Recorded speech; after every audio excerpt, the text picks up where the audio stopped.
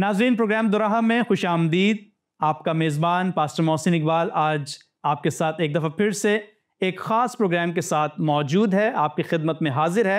اور آج کا پروگرام بہت خاص ہے، جس میں ہم بات کریں گے خداوند یسوع مسیح کے جی اٹھنے کے حوالے سے، جسے ہم کہتے ہیں یہ عید قیامت المسیح ہے۔ اور آج ساری دنیا میں خداوند یسوع مسیح کے جی اٹھنے کی بابت جو ہے وہ بات ہو رہی ہے۔ دنیا کے تمام مذاہب بھی خداوند یسوع مسیح کی شخصیت کے حوالے سے جو ہے جاننا چاہتے ہیں۔ آج کا موضوع بڑا خاص ہے، جس سے ہم کہتے ہیں بقا کا جسم۔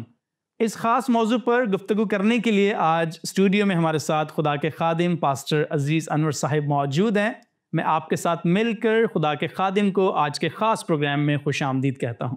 بہت شکریہ پادری صاحب کہ آپ نے اس انتہائی اہم مضمون کے تعلق سے آج اس نشست کا اہتمام کیا ہے۔ جی سر۔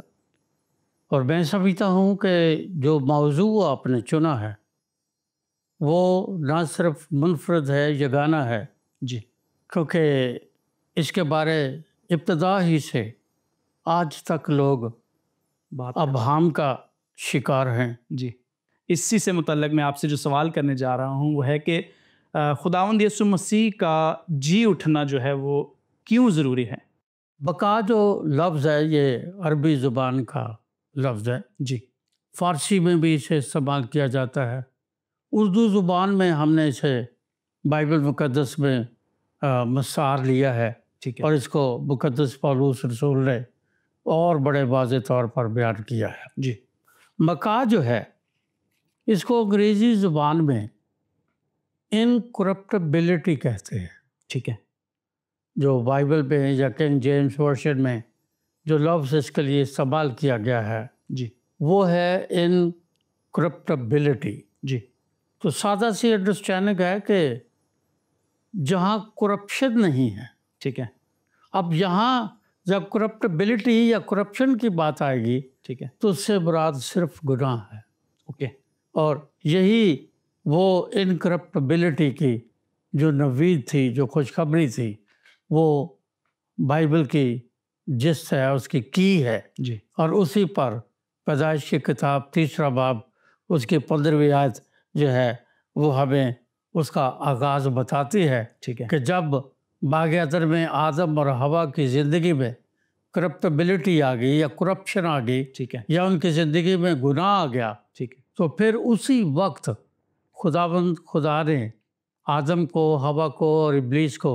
سزا دیتے وقت یہ بات کہی تھی، جی، 3 باب کی 15ویں آیت میں، جی، کہ اس نے ابلیس سے کہا، سانپ سے کہا، میں تیرے درمیان اور عورت کے درمیان اور پھر تیری نسل اور عورت کی نسل کے درمیان عداوت ڈالوں گا، جی، جو عورت کی نسل سے ہوگا وہ تیرے سر کو کچلے گا ٹھیک ہے، اور تو اس کی ایڑی پر کاٹے گا۔ جی، تو یہ وہ واحد آیت ہے جو آغاز ہی سے آج تک اور مسیح یسوع کے دور میں اور مسیح یسوع سے پہلے کے دور میں انسانوں کے لیے ایک امید بن کے رہی ہے، جی، کہ ایک ایسا شخص آئے گا جو ہمارے درمیان سے گناہ کی سزا کو ختم کرے گا۔ جی، بالکل ٹھیک ہے، اب گناہ کی سزا کیا ہے؟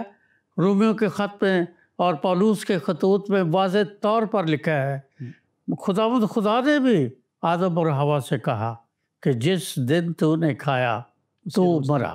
بالکل ٹھیک، اور پھر خطوط میں ہم یہی پڑھتے ہیں جی، کہ گناہ کی مزدوری موت ہے، موت ہے۔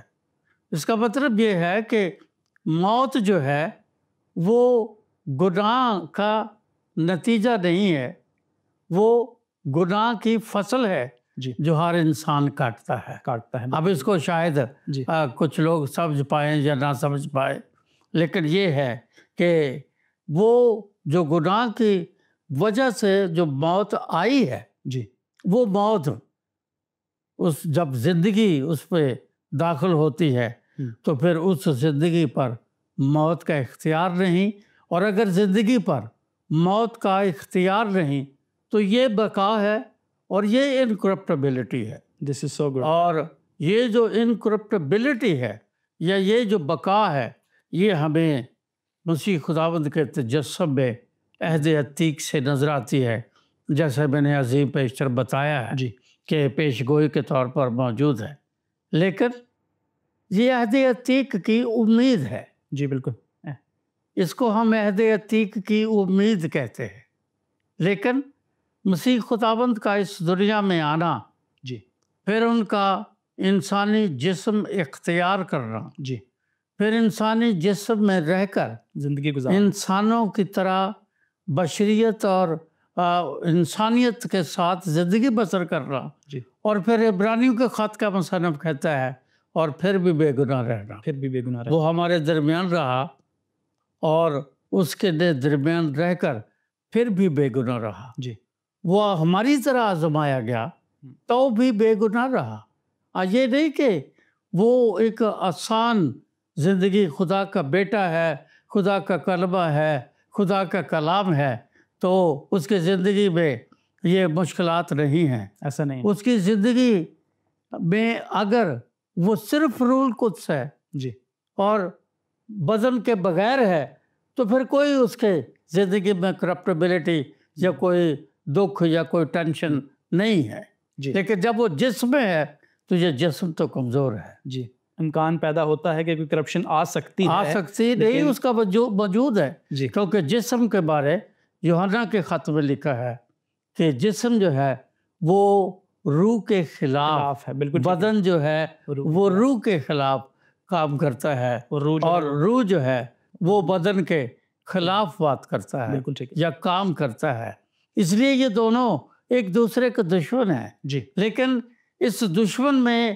خدا کے پاک روح کا مابوس کر جانا یا تجسم حاصل کر لینا، یہ ایک معجزہ ہے، اور یہ معجزہ جو ہے وہ پھر ہمیں ان کی موت میں، ان کے زندہ ہونے میں، اور پھر آمد ثانی کے وعدہ کی تکمیل میں نظر آتا ہے، اور یہ بقا ہے، یہ بقا، کیونکہ اگر وہ مر کر زندہ نہیں ہوتے جی تو پھر اس کا مطلب یہ ہے کہ بقا کا کوئی وجود نہیں ہے۔ بالکل ٹھیک ہے، زندہ ہو کر اگر وہ آسمان پر نہیں جاتے تو اس کا مطلب یہ ہے کہ بقا صرف زمین تک محدود ہے، جی جبکہ یہ ایسا نہیں ہے۔ وہ تیسری بات جو انتہائی اہم ہے وہ یہ ہے کہ اگر وہ آسمان پر گئے ہیں جی تو پھر ایمانداروں کے لیے ایک امید ہے کہ اس نے کہا میں جاتا ہوں، تاکہ جہاں میں رہوں تم بھی رہو گے، جاتا ہوں تمہارے لیے جگہ تیار کرتا ہوں۔ ہماری امید ہی یہی ہے جی کہ یہ بقا ہمیں حاصل ہوگی، مسیح یسوع میں حاصل ہوگی۔ کب؟ جب وہ آمد ثانی میں اس دنیا میں آئے گا، اور ہم جو ہیں وہ اس حصے میں سے، اس قدرت میں سے، اس کی اس قدرت میں شریک ہوں گے۔ اس لیے مسیح کی زندگی جو ہے جی وہ بقا ہے، ٹھیک ہے، مسیح کی موت بقا ہے، مسیح کی قیامت بقا ہے، اور پھر ان کا آنا وہ بھی ایماندار کے لیے بقا ہے، بقا کی امید ہے یا اس کی تکمیل ہے، کیونکہ پاک کلام میں یہ بات واضح طور پر لکھی ہے کہ جب وہ آئے گا تو مردے جی اٹھیں گے۔ مردے جی اٹھیں گے، بالکل ایسے سر، اور مردے کیسے جی اٹھ سکتے ہیں؟ بائبل مقدس کا مطالعہ یا ہماری میڈیکل سائنس یا ہماری فلسفی یا ہمارے علوم جو ہیں وہ ہمیں ان باتوں کا جواب نہیں دیتے۔ بالکل نہیں دیتے، وہ کیسے جی اٹھیں گے؟ کیونکہ زندگی جو ہے وہ ان سے لے لی گئی ہے۔ جی اب وہ خاک ہیں اور خاک میں لوٹ جائیں گے، جی لوٹ گئے ہیں اور اس میں پڑے ہیں۔ جی اس لیے وہ جی اٹھیں گے کب؟ جب مسیح آئے گا اور پھر وہ زندگی ان میں داخل ہوگی، اور وہ زندگی بقا کی زندگی ہے، اور یہی ہم کہہ سکتے ہیں کہ وہ جب اس میں شامل ہوں گے تو پھر اس کا ایک طریقہ کار بائبل مقدس میں بیان کیا گیا ہے، اور وہ طریقہ کار یہ ہے کہ مسیح یسوع پر ایمان لا کر جو لوگ اپنی زندگی کا اختیار اسے دیتے ہیں، جی وہ اس وجہ سے کہ مسیح یسوع زندہ ہونے والوں میں پہلا پھل ہے، کیونکہ وہ جی اٹھا ہے اس لیے جو اس میں پیوست ہے وہ بھی جی اٹھیں گے. وہ بھی جی اٹھیں گے. بالکل ٹھیک. کیونکہ اس کا سبب یہ ہے، یوحنا کی انجیل کے پہلے باب کی 12ویں آیت میں پادری صاحب لکھا ہے، مگر جتنوں نے اسے قبول کیا اس نے انہیں خدا کے فرزند بننے کا حق بخشا. لیکن کیا قبول کرنا کیا ہے، یہ ضروری ہے. کس حیثیت میں، کس آئیڈینٹی میں، جی، کس تشخص میں. جب ہم پیدائش کی کتاب کا پہلا باب اس کی پہلی آیت پڑھتے ہیں تو وہاں لکھا ہے کہ ابتدا میں کلام تھا، کلام خدا کے ساتھ تھا. سب چیزیں یوحنا کی انجیل میں لکھا ہے، سب چیزیں اس کے وسیلے سے پیدا ہوئی. جی. اور پیدائش کی کتاب میں پہلی آیت یہ ہے کہ خدا نے ابتدا میں زمین اور آسمان کو پیدا کیا. اس کا مطلب زمین اور آسمان کا جو مٹیریل ہے، جس مٹیریل سے زمین اور آسمان اور مخلوقات بنے ہیں، وہ ابتدا ہے. اور وہ جو ابتدا ہے، جس سے مٹیریل ہونے کا حق حاصل ہے، وہ ابتدا کیا ہے؟ جس کو یوحنا اپنی انجیل میں کرتا ہے کہ وہ خدا کا کلمہ ہے. خدا کا کلمہ جو ہے وہ ابتدا میں 6 دن تک تخلیق کرتا ہے. جی. وہی کلمہ جب انسان کی زندگی میں داخل ہوگا تو پھر انسان کا تخم بدلے گا. بالکل ایسے، کیونکہ اس سے پہلے کچھ نہیں تھا. اور جب تک تخم نہیں بدلے گا انسان نہیں بدل سکتا. کوئی چیز دنیا کی نہیں بدل سکتی. بہت خوبصورت بات ہے. نہیں، یہی نئی پیدائش ہے. اسے ہی نیا تخم کہتے ہیں. جی. نباتات کی دنیا ہو، جماعتات کی دنیا ہو، حیوانات کی دنیا ہو، تینوں دنیاؤں میں کی جو ہے، اکائی جو ہے، وہ تخم ہے. اور تخم بائبل مقدس کے مطابق خدا کا کلام ہے، کیونکہ خدا نے کہا ہو جا کن. اس نے عربی زبان میں کن کہا، اس لیے کن کی جمع ہے کائنات، اور کائنات کی جمع ہے تکوین، جو رومن کیتھولک بائبل کی پہلی کتاب ہے. بالکل. کن کا مطلب کیا ہے؟ کلمہ. اور وہ کلمہ جو ہے اس کے وسیلے سب کچھ پیدا ہوا. اور آج بھی ایماندار جو ہے جب تک اس کن کے تخم کو حاصل نہیں کرتے، بالکل ٹھیک، نئی پیدائش کا تجربہ نہیں ہو سکتا. اور وہ بقا کو بھی جو ہے وہ صحیح طور سے سمجھ نہیں سکتا. تو تخم کو نہیں جانتا. جی. وہ بقا کو نہیں سمجھ سکتا. بہت خوبصورت بات آپ نے کی ہے، بہت زبردست. تو میرا دوسرا سوال بھی قیامت کے حوالہ سے ہی آپ سے ہوگا کہ اگر قیامت جو ہے وہ حقیقت ہے تو ہمیں خدا کے مشن کے لیے کس طرح پھر متحرک ہونے کی ضرورت ہے؟ زبردست بات کی آپ نے. یہ سوال جو ہے یہ میری زندگی کا مشن ہے. جی. کیونکہ میں نے زندگی میں 2 باتیں سیکھی ہیں. جی. متی کے انجیل کے 28ویں باب میں خداوند یسوع ان کے پاس آیا، جسے عرف عام میں ہم مسیحی ارشاد اعظم کہتے ہیں. ٹھیک ہے. اور اس نے حکم کیا دیا؟ جا کر سب قوموں کو شاگرد بنو. اور پھر جن باتوں کی میں نے تمہیں تعلیم دی ہے ان باتوں سے انہیں تعلیم دو، انہیں سکھاؤ، انہیں بناؤ. اور یہ ایک ارشاد اعظم ہے. جی. اس کا لاہ عمل کیا ہے؟ کیسے کرو؟ 2 تیموتھیوس 2 باب 2 آیت. مقدس پولس تیموتھیوس کو نوجوان 22 سال کا نوجوان ہے. جی. افسس کی کلیسیا میں پاسمانی خدمت کرتا ہے. جی. تو اس کو وہ کہتے ہیں کہ جو باتیں تو نے بہت سے گواہوں کے سامنے مجھ سے سنی ہیں یا سیکھی ہیں، ان کو ایسے دیانتدار آدمیوں کے سپرد کر جو اوروں کو بھی سکھانے کے لائق ہو سکے. یہ وہ لاہ عمل ہے. جی. یہ وہ اسٹریٹجی ہے. یہ میرا اور آپ کا لاہ عمل ہے. یہ ہم سب کا، جتنے خدا کے کلام کی تفسیر کرتے، تشریح کرتے، منادی کرتے، مشریاتی کام کو سر انجام دیتے ہیں. جی. میری نظر میں یہ ان کی زندگی کا بنیاد اور ان کی زندگی کا ماٹو ہے. بہت زبردست. اس کے بغیر ہو نہیں سکتا. جی. اور بڑی واضح طور پر بات ہے کہ جو باتیں تو نے مجھ سے سنی. مجھ سے سنی ہے. مسیح یسوع نے کہا وہ باتیں جن کی تعلیم میں نے تمہیں دی ہے. میں نے تمہیں دی ہے. اب مسیح خداوند نے جن باتوں کی تعلیم دی ہے وہ اناجیل اربع میں بڑے واضح طور پر موجود ہے اور بھری پڑی ہوئی ہے ہمارے پاس. بھری پڑی ہے. مقدس متی تو باقاعدہ 28 ابواب میں 5 واعظ پیش کرتے ہیں جی. جو مسیح خداوند کے 5 واعظ ہیں. اور ان واعظوں کو ہی میرے جیسے جو خدا کے طالب علم ہیں، کلام کے طالب علم ہیں، ہم کلام کے طالب علم، میں کم سے کم سے ان 5 واعظوں کو فضل کی شریعت کے طور پر یاد کرتا ہوں. جی. جیسے عہد عتیق میں موسیٰ توریت یا شریعت ہے، یہ فضل کی توریت ہے اور یہ فضل کی شریعت ہے جو 5 واعظوں میں موجود ہے. اور ان واعظوں کے بارے جب ہم خدا کے پاک کلام کا مطالعہ کرتے ہیں تو لوگوں کو تعلیم دینا. جی. لکھا ہے وہ اس بھیڑ کو دیکھ کر، متی کی انجیل 5واں باب پہلی آیت، وہ اس بھیڑ کو دیکھ کر پہاڑ پر چڑھ گیا اور جب بیٹھ گیا تو اپنی زبان کھول کر اس سے پہلے اس کے شاگرد اس کے پاس آئے. جی. جب بیٹھ گیا تو اس کے شاگرد اس کے پاس آئے. پھر وہ اپنی زبان کھول کر ان کو یوں تعلیم دینے لگا. پھر آگے وہ 5واں 6واں 7واں باب. جی.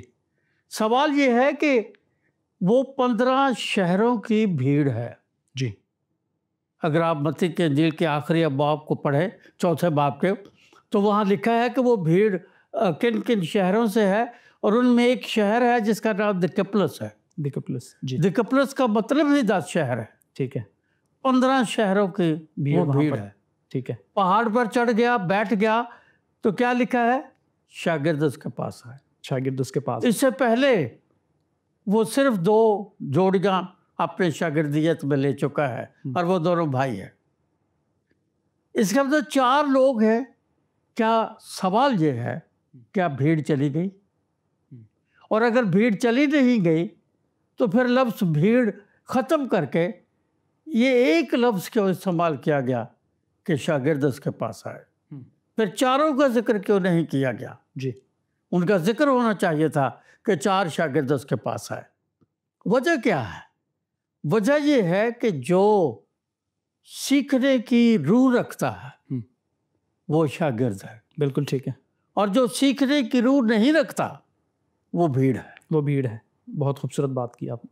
تو آج بھیڑ تو بے شمار ہے لیکن شاگرد جو ہیں وہ کم ہیں. 40% آبادی ہے مسیحوں کی اکراس دا گلوب، ساری دنیا میں. جی بالکل.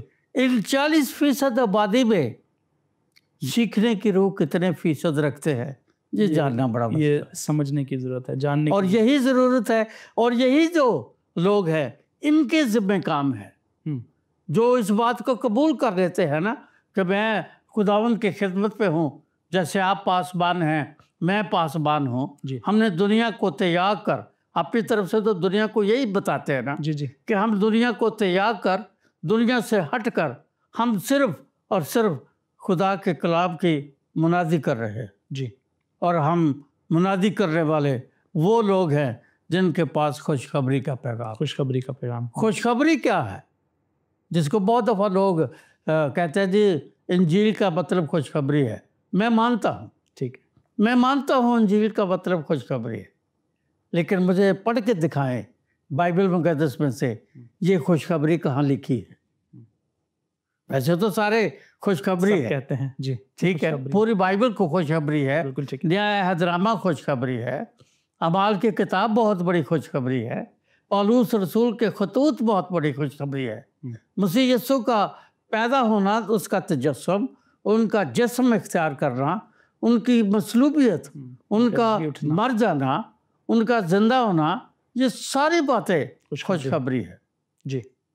پر پرٹیکولرلی یا خالصاً دنیا یا ایمانداروں یا خادموں کے پاس وہ کون سی بات ہے جو پاک کلام میں لکھی ہے کہ وہ خوشخبری ہے. جی. اگر وہ نہیں جانتے تو میں سمجھتا ہوں لمحہ فکریہ ہے، پھر ان کے لیے ضروری ہے کہ وہ جاننا ضروری ہے. جی. پہلا کرنتھیوں 15واں باب، ٹھیک ہے، اس کی پہلی آیت شروع ہوتی ہے. یہ خوشخبری شروع یہاں سے کرتا ہے. ٹھیک ہے. پہلی آیت یہ ہے کہ یہ خوشخبری مجھے خداوند سے پہنچی اور میں نے بھی، اور میں نے تم کو پہنچا دی. جی انسانوں سے نہیں، خداوند سے پہنچی. جی ہم انسانوں کی بات کرتے ہیں، خدا کا کلام خداوند کی بات کرتا ہے، بالکل ایسے اور خداوند ہی جس کو چنتا ہے، خداوند ہی جس کی زندگی میں کلام کے تخم کو رکھتا ہے، جس کو نئے سرے سے جنم دیتا ہے، جس کو وہ پیدا کرتا ہے، اس کو خوشخبری بھی وہی دیتا ہے. بالکل ایسے سر. اور جو خوشخبری کیا ہے؟ وہ خوشخبری جو مجھے خداوند سے پہنچی، جسے تم نے قبول بھی کر لیا تھا، جس پر تم ایمان بھی لائے ہو. وہ خوشخبری ہے کیا؟ تیسری آیت میں واضح طور پر لکھا ہے جی کہ مسیح یسوع کتاب مقدس کے مطابق ہوا، دفن ہوا، اور کتاب مقدس کے، میں اس کو اس طرح سے پڑھتا ہوں بالکل ٹھیک ہے آپ سے، کہ کتاب مقدس کے مطابق دفن ہوا اور کتاب مقدس کے مطابق جی اٹھا، مردوں میں سے جی اٹھا. یہ خوشخبری ہے. بالکل ٹھیک ہے سر. بہت کیونکہ یہ خوشخبری ہے جو پیدائش کی کتاب سے لے کر آج تک اور دنیا کے جتنے بھی مذاہب ہیں ان کے پاس نہیں. جی یہ نہیں ہے. آگے بڑھتے ہیں سر. تھوڑا سا ایک اور سوال میں آپ کی طرف جو ہے وہ پیش کرنا چاہتا ہوں کہ قیامت کے بعد ہمارا جو جسم ہے یہ کیسا ہوگا، اور یہ ہماری جو موجودہ زندگی ہے یہ اس کو کیسے متاثر کرتا ہے؟ ہماری موجودہ زندگی جو ہے جی یہ ایک سکے کے دو رخ ہے. اوکے، کیسے؟ ایک رخ تو یہ ہے کہ وہ زندگی جو یسوع کے بغیر ہے. اوکے، جو یسوع کے بغیر ہے، آپ کہہ سکتے ہیں کہ وہ زندگی جو زندگی کے بغیر ہے، وہ زندگی جو زندگی کے ہی بغیر، جو زندگی یعنی کہ جس میں زندگی نہیں ہے.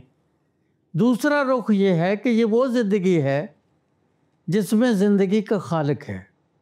خوبصورت بات ہے، کیونکہ زندگی کا خالق صرف ایک ہی ہے. ایک ہی ہے. اس میں زندگی تھی اور وہ زندگی آدمیوں کا نور تھی. سادہ سی بات ہے. یہ کائنات اس بات کا بہت بڑا ثبوت ہے. جی یہ کائنات کی ساری معموری اس بات کا ثبوت ہے کہ جہاں کلمہ ہے، جہاں یسوع ہے، وہاں زندگی ہے. وہاں زندگی ہے. بالکل ٹھیک، جہاں یسوع نہیں ہے وہاں زندگی نہیں. بالکل ٹھیک ہے. اور وہ زندگی جس میں زندگی نہیں ہے وہ فنا کتابیں ہیں. فنا کتابیں ہیں. ایماندار جو ہے وہ بھی فنا کتابیں ہے، پر اس فنا کتابیں نہیں ہے جی جس فنا کا انجام عالم ارواح یا شیول یا دوزخ یا وہ جگہ ہے جہاں رونا اور دانتوں کا پیچنا ہے. ٹھیک ہے. یہ وہ نہیں. اوکے. کیونکہ جو خداوند یسوع کو قبول کرتے ہیں ان کے بارے بائبل مقدس کی تعلیم یہ ہے کہ جب وہ خداوند کو قبول کر لیتے ہیں تو پھر ان کی عاقبت کا انحصار ان کے نظریات پر مبنی نہیں ہے. جی ان کی عاقبت کا انحصار، میں پھر کہوں گا، ان کے نظریات یا عقائد پر مبنی نہیں ہے. ان کی عاقبت کا انحصار اس بات میں موجود ہے، یا اس کا انحصار اس میں موجود ہے کہ جو وہ رویہ مسیح خداوند کے لیے رکھتے ہیں. جی جب ہم مقدس لوکا کی انجیل کا مطالعہ کرتے ہیں تو اس کے 16ویں باب میں اس بات کو بڑا واضح طور پر بیان کیا گیا ہے.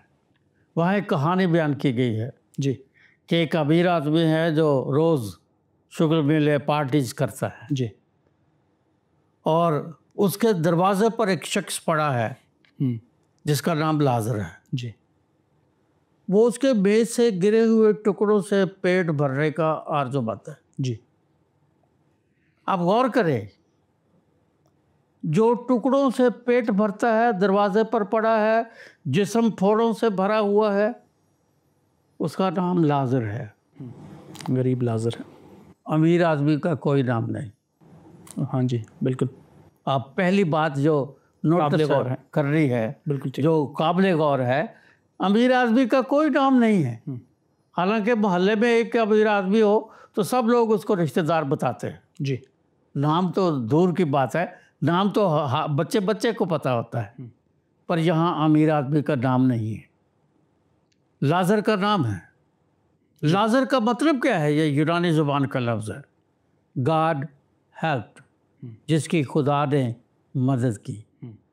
مدد کیا ہے کہ اس کی زندگی میں خداوند یسوع اپنے وجود اور اپنے روح کے ساتھ زندگی بسر کرتا ہے، سکونت کرتا ہے، اور سکونت کی وجہ سے وہ شخص خدا کا ہے۔ جی۔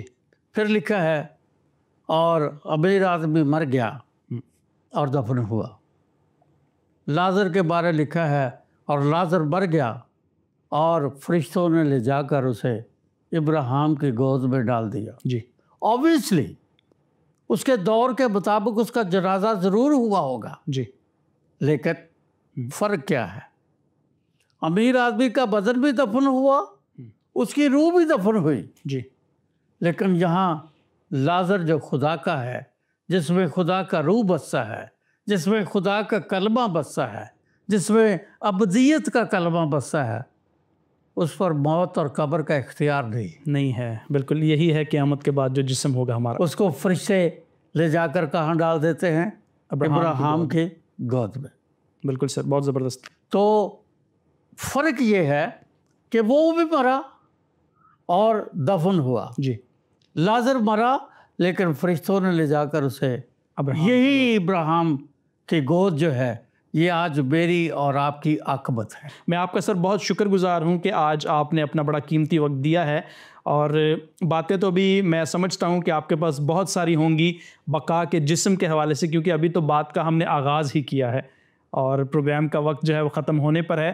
سو ناظرین، آپ سے میں مخاطب ہونا چاہتا ہوں، آج ہم بڑا خاص پروگرام جو ہے وہ کر رہے تھے جو عید قیامت المسیح کے حوالے سے تھا، اور اس میں ہم سیکھ رہے تھے کہ بقا کا جو جسم ہے یہ کیا ہے اور ہم اس کو کس طرح سے سمجھتے ہیں، کیونکہ خداوند یسوع المسیح ہی وہ ذات ہے جس کو بقا حاصل ہے، اور جو اس کے ماننے والے ہیں وہ بھی اس میں شامل ہوں گے۔ سو آج کے پروگرام کے حوالے سے اگر آپ کا کوئی سوال ہے تو اسکرین پر دیے ہوئے نمبرز پر آپ ہم سے رابطہ کر سکتے ہیں۔